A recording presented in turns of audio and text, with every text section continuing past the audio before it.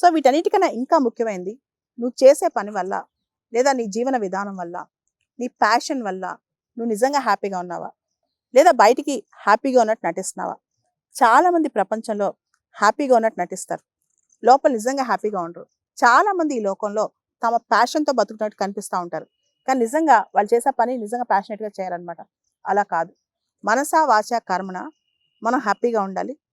మన పొటెన్షియల్, మనకి ఇష్టమైన పని మనం చేయాలి. ఆ పనిలో మన 100% వరల్డ్ క్లాస్, అంటే టాప్లో ఎంత చేయగలమో, మన శక్తి ఎంతవరకు ఉందో అంతవరకు చేయాలి. అండ్ ప్రపంచంలో ఎవరేమనుకుంటున్నారు మన గురించి, ఎవరు ఏం ఆలోచిస్తున్నారు మన గురించి, లేదా మనం ఇలా చేస్తే వాళ్ళు ఏమైనా అనుకుంటారా, అదేం కాదు. నువ్వు ఎదుటివాడికి నష్టం కలిగించినంత వరకు భూమి మీద నీ ప్యాషన్తో ముందుకెళ్తా ఉండు. నువ్వు ఎదుటివాడికి నష్టం కలిగించినంత వరకు నీ ప్యాషన్తో, సంతోషంతో, ఇష్టంతో నీ పని చేసుకుంటా వెళ్ళిపో.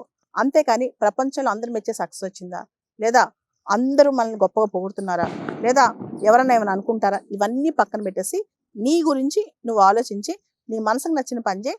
చేసే ప్రతిరోజు ప్రతి క్షణం ఆ పని ఎంజాయ్ చేయాలి, దానిలో హ్యాపీనెస్ ఎత్తుక్కోవాలి. అంటే ఆ ఎంజాయ్మెంట్లో మన సంతోషం ఉండాలన్నమాట.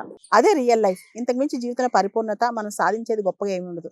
కానీ మనకు నచ్చిన విధానంలో నచ్చినట్లు ఇతరులకు హామ్ చేయకుండా మనం చేసే పని పట్ల హ్యాపీగా ఉంటూ బతుకుతున్నామా లేదా, ఇది చాలా ఇంపార్టెంట్.